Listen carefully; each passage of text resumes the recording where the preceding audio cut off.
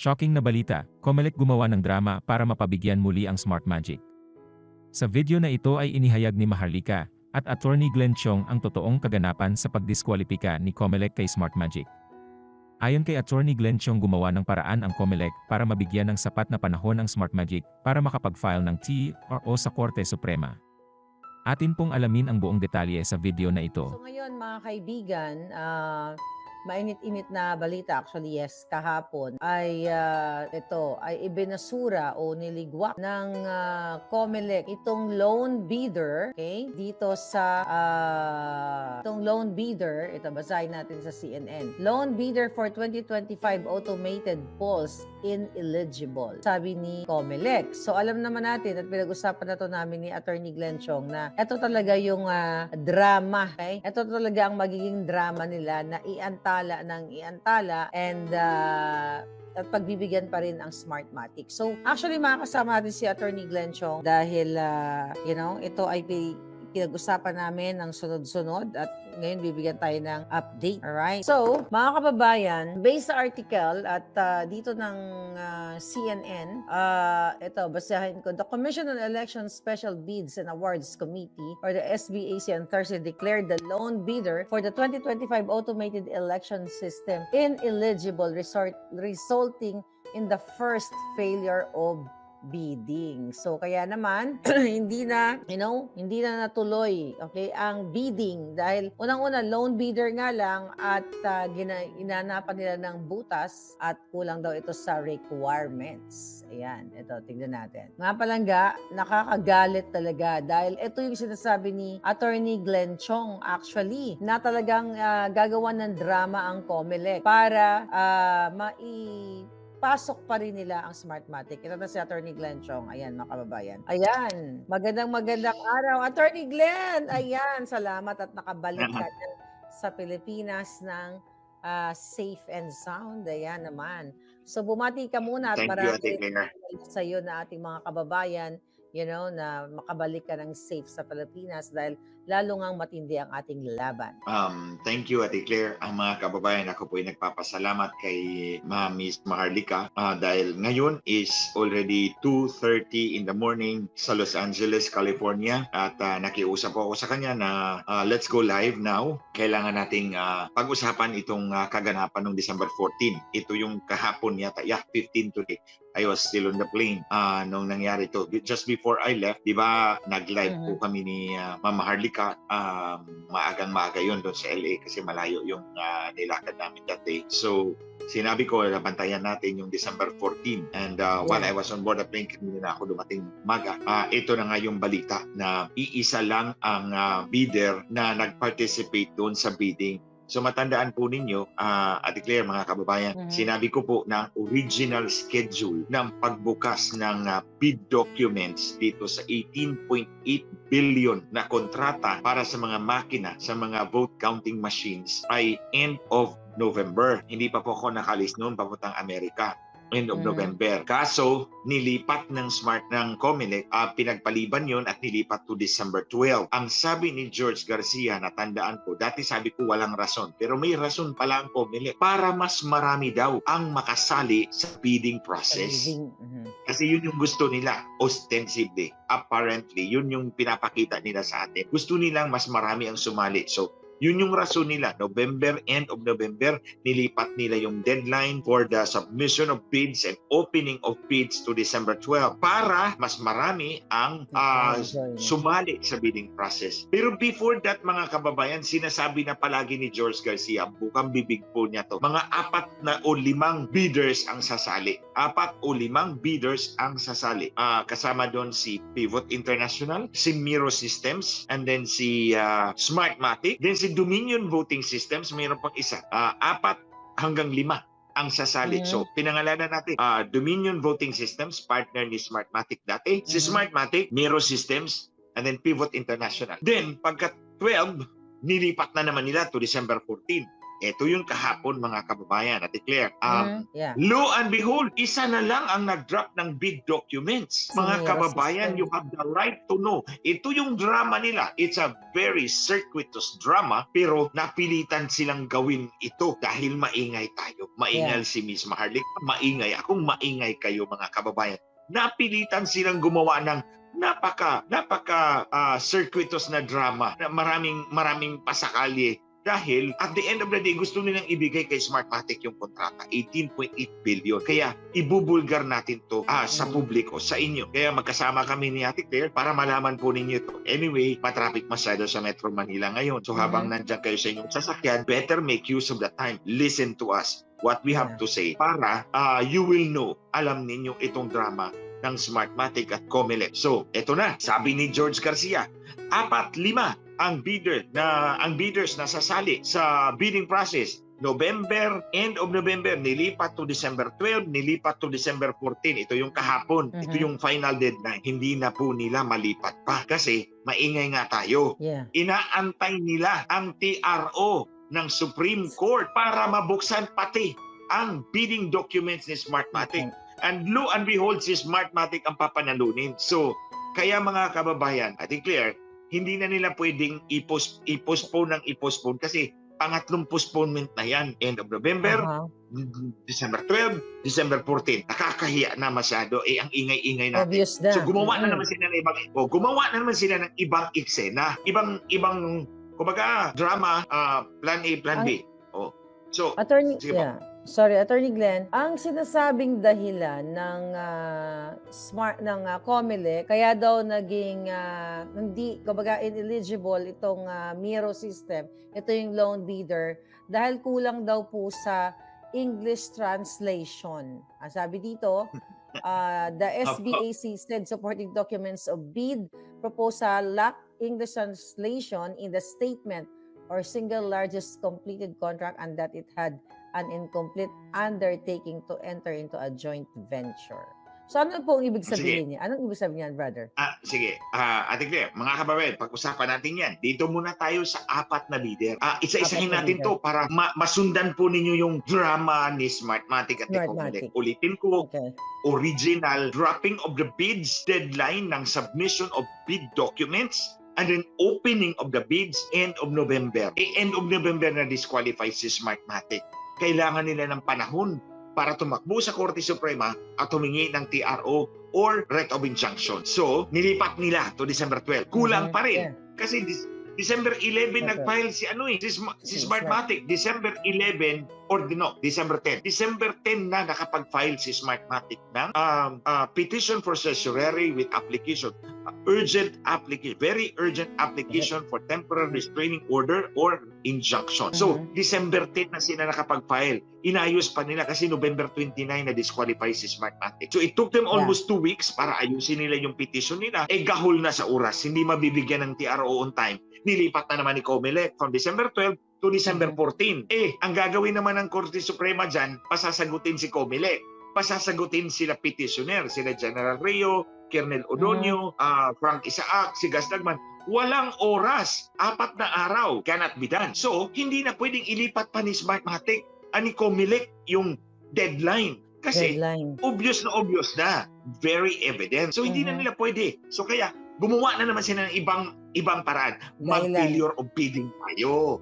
Mag-failure of bidding tayo. So dito na tayo. Ito na ha. Failure of bidding. Hindi na nila mahabol yung TRO kasi December 10 na nag-file ng certiorari si Smartmatic. 12 ang deadline. Nilipat nila to December 14, hindi pa rin kaya. Walang TRO lumabas. So bibigyan nila ng time. Ang time ay hanggang January 2024. So mataas pa ang panahon, 1 buwan. So, binibigyan talaga nila si Smartmatic ng time. Now, dito tayo sa 4 na bidder. Sabi ni George Garcia, mga kababayan, binabandila niya. 4-5 ang bidders na mag-join. Pinupostpone namin para mas marami pa ang mag-join. Wala namang nag-join, ang 4 pa rin. Bakit on the day, December 14, nawala yung 2? Kasi 3, 4. Si Smartmatic tanggalin na natin kasi disqualified. So, ang natira 3. Pivot International, Dominion Voting Systems, at si Miro Systems. Okay, 3 ang natira. Bakit sa araw na yun, isa na lang ang naghulog ng bid? Ang Miro Systems na lang. And mind you mga kababayan, biglang nawala si Dominion Voting System na partner ni Smartmatic dati sa 2010-2013 elections. Biglang naglaho na parang bula si Dominion Voting Systems at ito ang sinabi ni Pivot International. Nag-attempt daw sila na sumali sa bidding but later they deemed it inappropriate to offer a bid. Walang kwenta yung withdrawal nila. They deemed it inappropriate to offer a bid. Bakit inappropriate to offer a bid? 18.8 billion pesos ang kontratang pinag-uusapan natin. Yeah. 18. Kahit sinong kumpanya mga kababayan, hindi palalagpasin ang 18.8 billion pesos na kontrata kung gusto mo talagang manalo. Maliban na lang kung nagpabenta ka, nagpasettle ka. So, I find the reason ni Pivot International to deem it inappropriate to offer a bid. In the first place, ba't ka nag-participate? Pumunta ka doon sa meron niyang parang conference, pre-bid conference. Meron niyang pre-bid conference eh. Lahat ng prospective bidder, pumunta kayo sa COMELEC, pag-usapan natin itong kontratang ito. Pumunta kayo doon, nag-express kayo ng interest that you will join it. Suddenly, we deemed it inappropriate to offer a bid. So questionable yun. Nawala din si Dominion Voting Systems. Ang natira, si Miro. Bakit mga kababayan? Exactly, i-disqualify si Miro para magkaroon ng failure of bidding. Bakit? Kung 3 ang nag-join mga kababayan, walang failure of bidding dyan. Tuloy-tuloy ang bidding process. So, kailangan mag-withdraw ang dalawa para isa na lang ang matira, then disqualify, then failure of bidding. Yan ang drama mga kababayan. Because we do not find it plausible. I mean, hindi kapanipaniwala that Pivot International would suddenly withdraw and deem it inappropriate to offer a bid. Sumali kayo dun sa pre-bid conference. And then, ano na lang yung kwenta ng pinagbabandila ni George Garcia dyan na mag-bid si Dominion, mag-bid si Pivot International, mag-bid si Miro. Pagdating ng December 14, naglaho yung dalawa na parang bula. Huwag mo na i-computein si Smartmatic kasi disqualified. So, ang reading ko dyan, mga kababayan, Ate Claire, ang reading ko dyan, pina-withdraw yung dalawa. Huwag na kayong sumali. Doon na kayo sumali uli sa next round.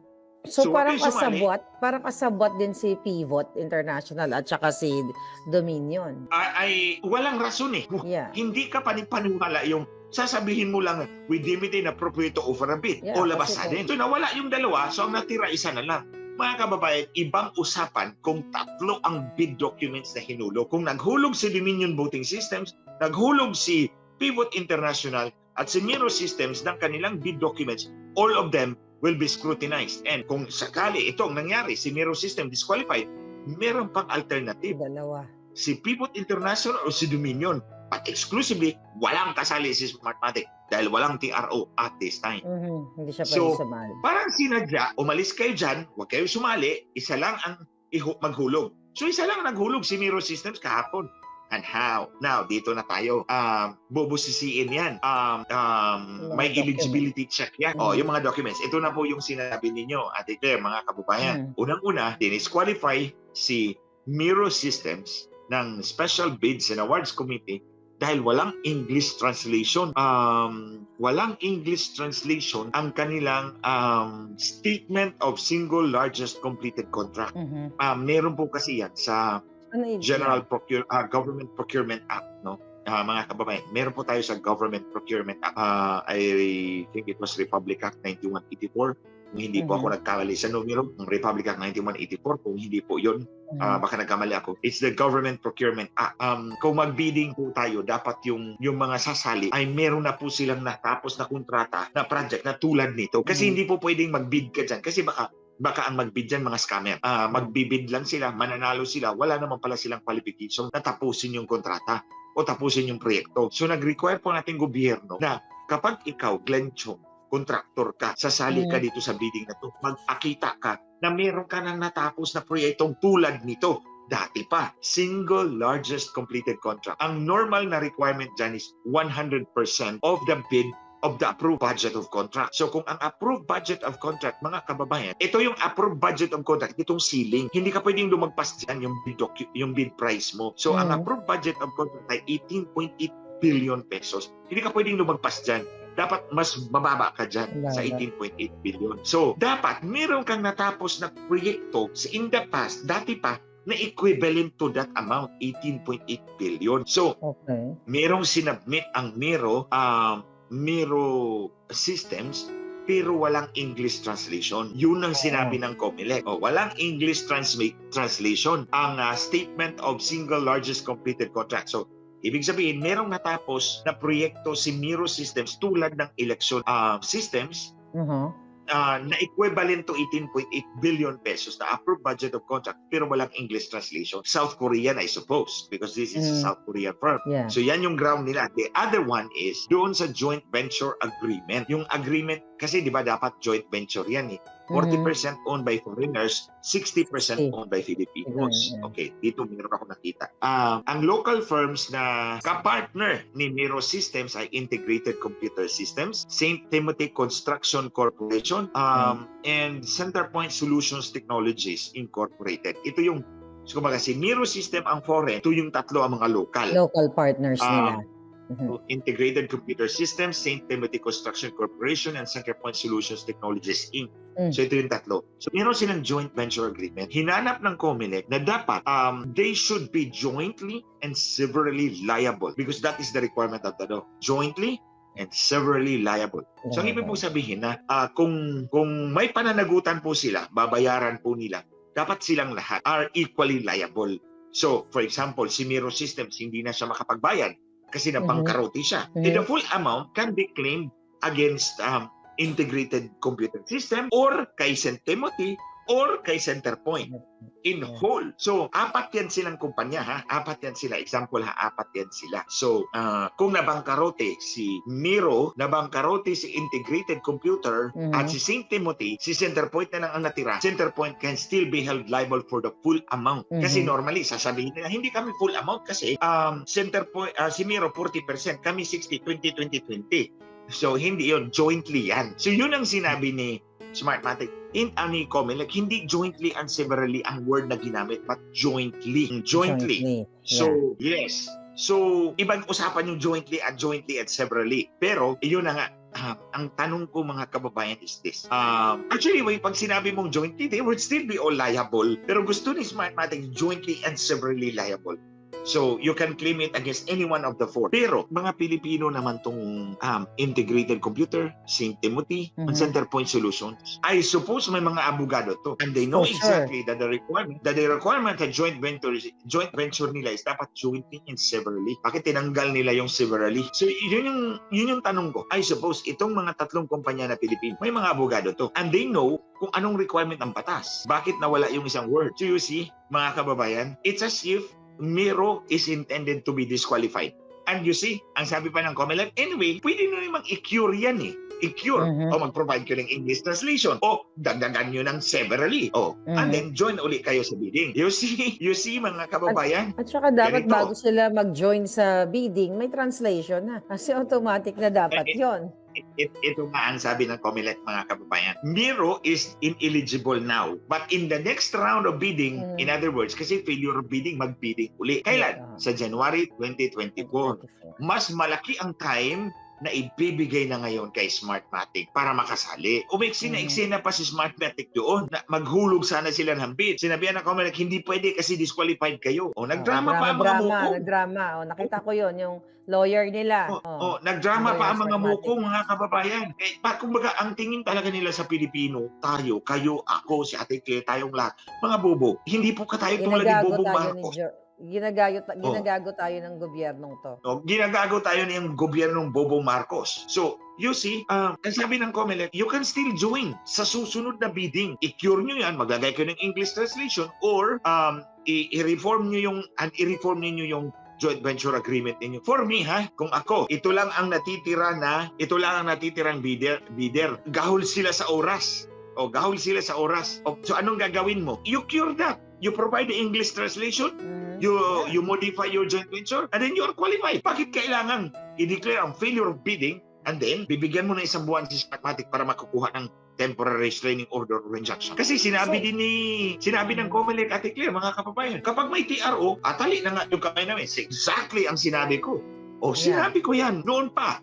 Sasabihin ni COMELEC, pag may TRO, tali ang kamay namin, susunod kami. sa order ng Supreme Court. Ito ang sinabi ni Rex Lauda kahapon. Kapag may TRO, tali ang kamay namin, susunod kami sa utos ng Korte Suprema. Oh, susunod nga kayo. Bakit nyo bibigyan? Well, there's no problem. Susunod naman talaga tayo kung ano yung kautusan ng kataas-taasang hukuman. Pero what is the problem here is that the COMELEC binibigyan niya ng lahat ng leeway para makasali ang Smartmatic. At the end of the day, si Smartmatic ang idideklarang winner.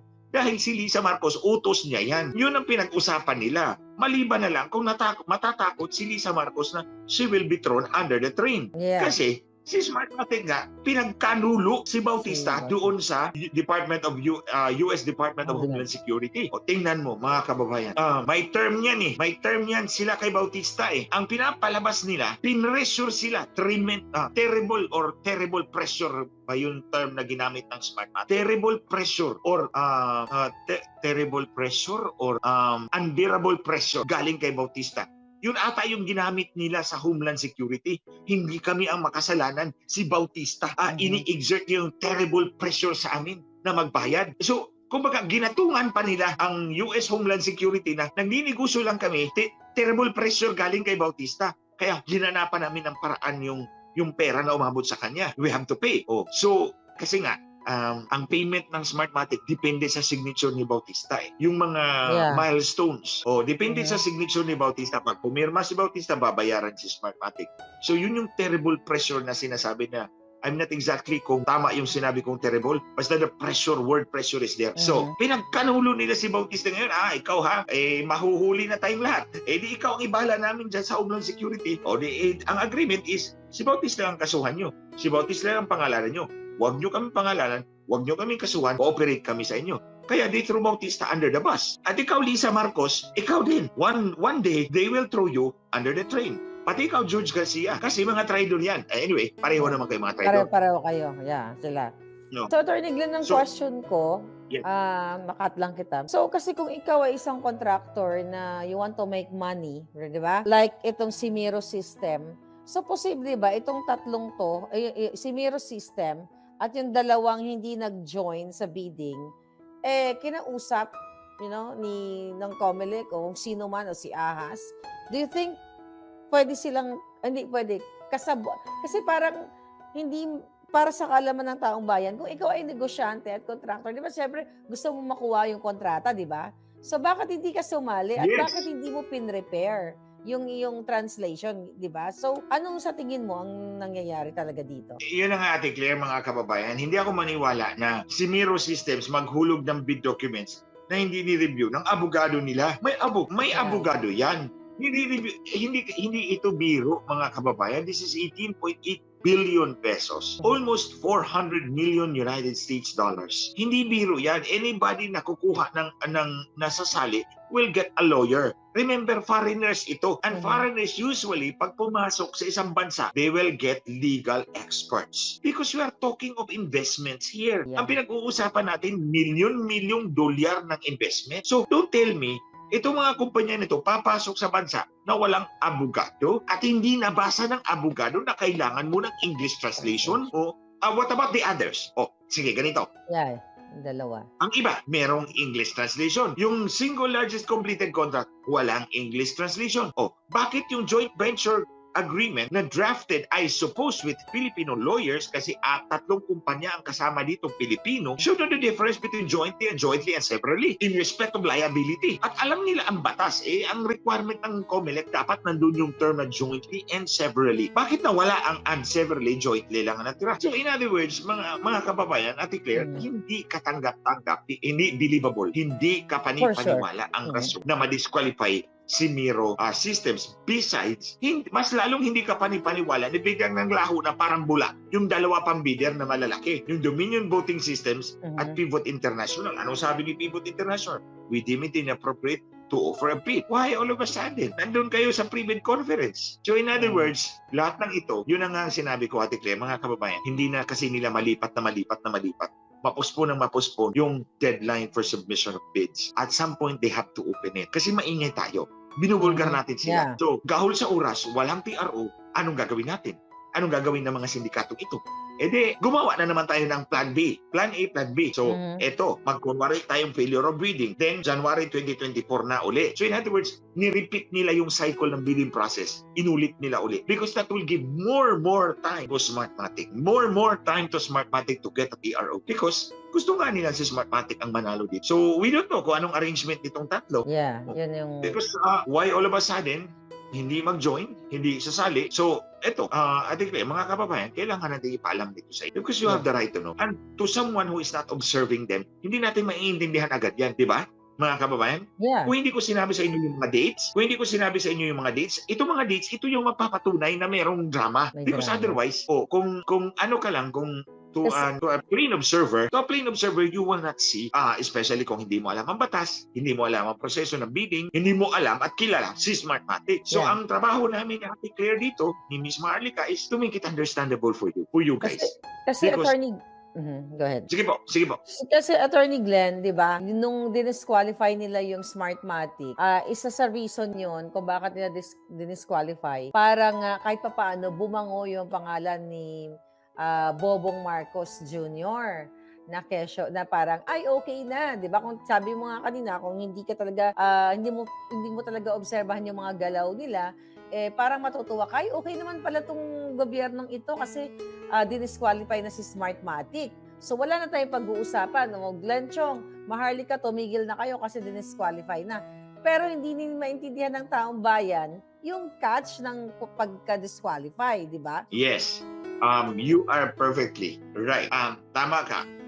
Ate Claire, mga kababayan, itong pag-disqualify kay Smartmatic, ito yung sagot ni Lisa Marcos sa pasabog ko. Yeah. Kami ni Ate Claire na nag-meeting nga si Lisa Marcos at ang may-ari ng Smartmatic sa kasagsagan ng kampanya noong Marso 2022 kung saan 2 buwan later nanalo ang kanyang asawa, si Bobong Marcos. So, hindi niya masagot-sagot yun. Remember, 3 buwan na. September 12 yun. Lumagpas na. December 12 na ngayon. Yung Sa signed 3 buwan affidavit na. mo. Yeah. No, yung signed affidavit ko, sinumpa ang salaysay yun. Salaysay, Hindi bumuka ang bibig ni Lisa Marcos. Hindi bumuka ang bibig ni Lisa Marcos. For once, in more than 3 months, hindi bumuka ang bibig ni Ivan Uy at ni Yes. Hubert Guevara at ni Smartmatic. Sila lahat actually tahimik. Because hindi nila kayang tapatan, hindi nila kayang sagutin yung binulgar ko. Hindi ka So ang ginawa makasuhan. nila, nag-drama sila ng disqualification. O kaya Yes. na-disqualify si Smartmatic.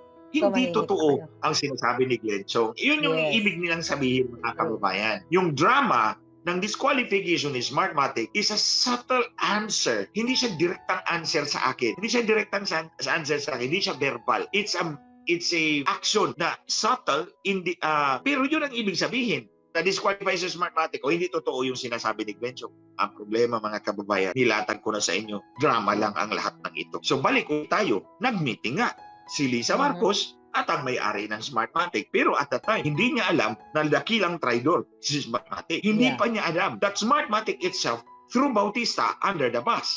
Ngayon, sinabi na natin, Lam, do you want to be thrown under the train? Baka itapon ka uli doon sa ilalim ng train, madurog ka. Madurog yung panaginip mo, maging presidente si Sandro. Hindi Kasi mangyayari. yun naman ang gusto mo. Dudurogin ka rin ni Smartmatic. Remember, ang sabi ni Smartmatic, terrible pressure. Pinalabas nila si Bautista ang may malaking kasalanan. Yun ang pinapalabas nila, mas inosente kami. Nagbayad nga kami dahil sa terrible pressure ni Bautista. What happens kay Lisa Marcos one of these days? If they will throw you under the train, they will invent the same story. Kaya ngayon pa lang, mag-isip-isip siya. Well, I think baka hindi na rin sila tumagal dahil, yung mga military natin, mga PMAers natin at mga kababayan natin, nararamdaman na nila yung ginagawa talaga ng gobyernong ito na pagsusupil sa atin. Pagsusupil sa karapatan natin magsalita at pagsupil, sa malayang halalan sana. I mean, malinis at malaya. Ate Claire, nakita niyo ba ito, yung mukha niya? Nakita ko nga, actually may message ako, sabi ko na mamaga-maga. Parang ginumbag. Oo. Baka ginumbag na naman. Baka ginumbag na naman ni Lisa Smugs kasi patamad-tamad, di ba? Ilang days siya nawala. Kunyari na-infect siya ng C. But anyway, sana tuluyan na siyang jombang ginumbong. Hindi na magising. Okay, kasi yung story ng sinuntok talaga niya si Marcos Jr. ni Lisa Marcos. totoo talaga yon. Sinabi yan, binulgar yan ni Ate Claire, ni Miss Marlica dito sa Yeah. I have my own source. And ang sabi ko nga sa source kasi yung source sabi niya, siya yung nagkwento lively pa, nagkwento sa akin. Ako po, sinuntok dito. Pinirmahan mo ba to? Yes. Yung appointment ni Appointment ni Atty. Attorney Vic Vic Rodriguez. Chief of Staff. Tinanong siya ni Lisa, pinirmahan mo to? Yes. Yeah. Sabi ko sa witness ko, nasaan ka? Ba't lively kang magsalita? Nasaan ka? Sabi niya, nasa harap. Nakatayo ako sa aeroplano. Nakita ko. Kitang-kita ko. Nakita din Tapos natin minikapan. ni Attorney Trixie yun eh. Maraming nakakita. Hindi. Talaga. Linawin natin na hindi si Atty. Trixie ha. Hindi si Atty. Trixie.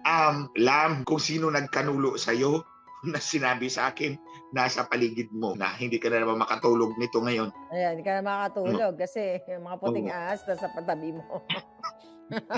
Yung puting ahas. Sabi ko nga, inasaan ka nung sinuntok ni Lisa Marcos si Bongbong Marcos? Sabi niya, nasa harap nila, nakatayo ako. Kaya pala lively siya magsalita And kung magtatanong ka lang kung sino to, nasa paligid mo lang. Sa paligid So you mo cannot lang. really be assured of their loyalty. Some of your people remain loyal to the flag. They remain loyal to the Republic, not to you. So at the end of the day, mga kababayan, binulgar namin to sa inyo ni Ms. Marlica at Ate Claire because kailangan you have nyo the right to malaman. Kailangan nyo malaman, mga kababayan, para nasusundan nyo yung drama, kumbaga telenovela ng Comelec at ni George Garcia. At syempre, ang may basbas, si Lisa.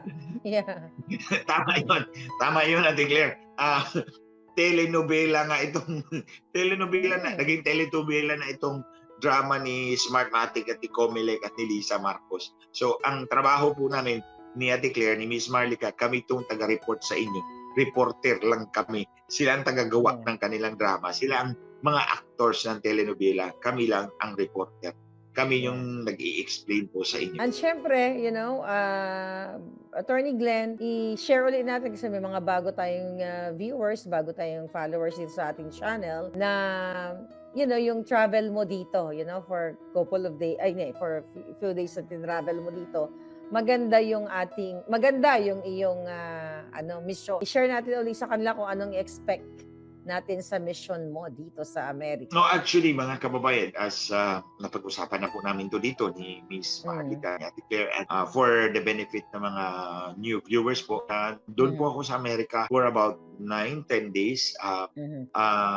Pinapunta po ako sa under the invitation sa imbitasyon ng mga abogado ng One American News. Ito po yung news outlet na kinasuhan ng Smartmatic for $2 billion in defamation, in damages. So si Smartmatic, kinasuhan niya si One American News ng $2 billion na damages dahil nga po nagre-report si OAN ng katiwalaan ng mga pandaraya ni Smartmatic, particularly sa Pilipinas. Paulit-ulit niyang minention yung 2010, 2013 in the Philippines. So iniimbita po ako doon at nag-present po ako sa kanila, and after that, sinabi nila, pwede ba ako kumuha ng declaration para sa kaso ng OAN, para sa depensa ng OAN. So ibig sabihin, nakumbinsi ko po yung 7 abogado. Kasama po doon yung abogado ni Oprah Winfrey. Siya po yung chief counsel po nila. Hindi ko lang po pangalanan dahil wala po akong permission. So I can just describe them. So 7 po sila, lalaki, babae. And then 3 araw po ako doon, 9 in the morning to 5 in the afternoon para po ako nagtrabaho doon. So at the end of the day, on the 3rd day, pinirmahan ko po yung declaration. And 3 days later, final po nila sa US District Court,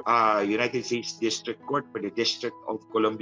So ito po yung sa Washington DC. So pagdating ng panahon, kung kinakailangang mag-testify ako, so pupunta uli ako doon at haharap po ako sa maestrado. And of course, I am ready to be cross-examined by Smartmatic. Pinaghandaan ko na rin po yan lahat. So, ito yung mensahe ko sa mga abogado ng Smartmatic. Tagalog to ha, so humingi kayo ng English translation. Yeah. So, true. Tagalog ito ha, so humingi kayo ng English translation. Pagpa-translate kayo, hindi na ko natrabaho yan. Handa kong harapin ang inyong mga abogado sa Amerika. Dahil hinarap ko na yung 7 abogado ng One American News. Binusisi na nila ako mula alas 9 ng umaga hanggang alas 3 ng hapon. And I survived. Sabi nga nila, are you willing to make a gusto mo bang gumawa ng deklarasyon para matulungan mo ang OAN? Sabi ko, wala akong problema. Dahil yun ang pinaglalaban ko. I don't care kung sino ang tinutulungan ko, basta ang enemy will, ang kalaban ay bumagsak. Ang Smartmatic ang numero 1 kalaban ng bawat Pilipino. Sa pakikipagtulungan ng COMELEC at ni Lisa Marcos. But of course, hindi ko sinabi ang lahat, hindi ko nilagay lahat ang declaration. Kasi kung ako ang gumawa ng declaration, siguro mga 120 pages yun. Kaso, pinili lang namin yung mga mahalaga, yung mga juicy.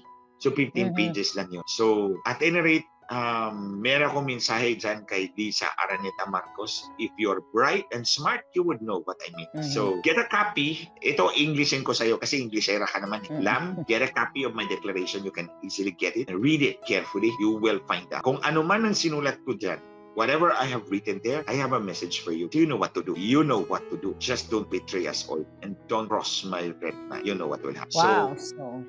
So yun ang ano natin mga kababayan, and I was there, and then pagkatapos noon pumunta ako sa LA sa invitation ni Ate Claire, and she took good care of me, and mga kasama po niya diyan sa LA, marami po sila, and I will thank them one at a time. I'll make a post dito sa that is so waku-waku lang.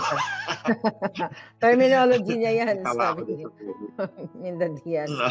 Yeah. Well, I'm glad nag-enjoy ka dito sa Los Angeles at least. Nakapag-relax tayo. I did. Yeah. Thank you so much, Ate Claire, kasi ikaw yung host ko dyan, kayo ni Kuya Rolly, si Tita Ana, and of course, si Tita Helen, si Tito Jojo, and everyone else, Tita Merna, Tita Nancy, Tita Maite. Thank you talaga. And I still am not done thanking you guys. I-post ko yung mga sapatos na binigay ninyo. And, of course. Yeah. Attorney Glenn, take ka muna. Kasi sabi ni Mike, sige, go ahead. Sabi ni Mike, sir, parang nag-panic buying tayo nito ng sapatos. Natawa ako dun sa term na panic buying ng sapatos. Mura kasi, no?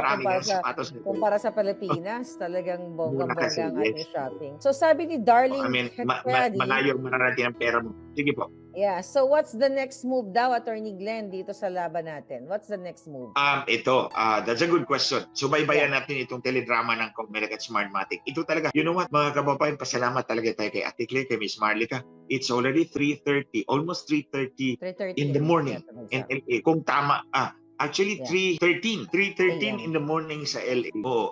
Kinausap ko lang siya na, Ate Claire, pwede ba pag-usapan natin to ngayon? Kasi mahalaga.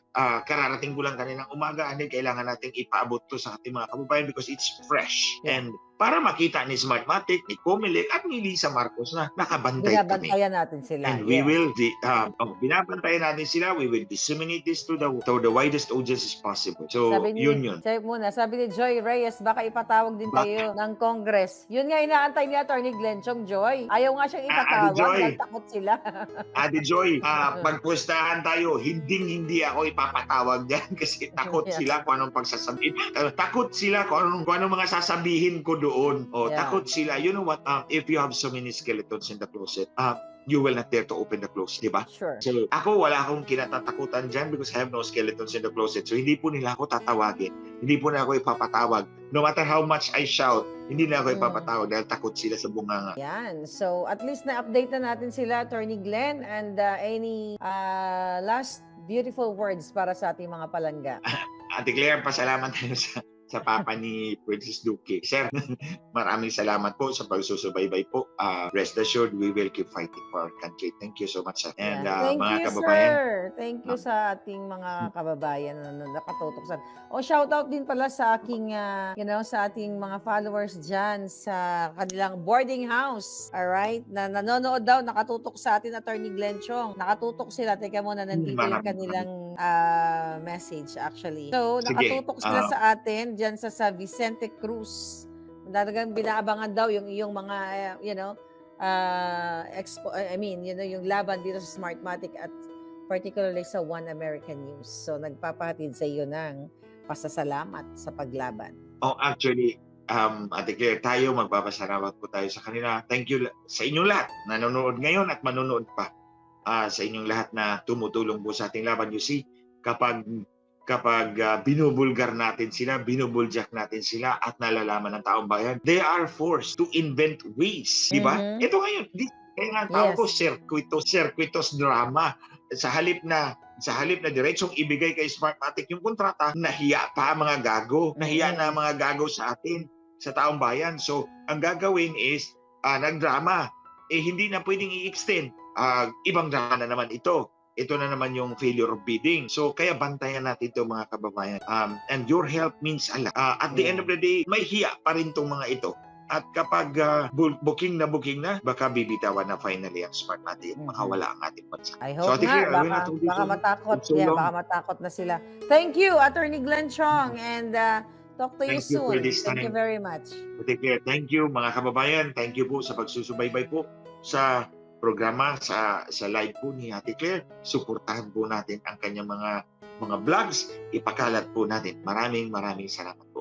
Alright, thank you. Salamat sa Ayan, panonood so mga at huwag palangga, kalimutan update mag-like na at updated subscribe. ako dito sa telenovela ng Comelec and Smartmatic. Ayan, so hindi ko na rin patatagalin. Thank you so much. See you later. Bye-bye.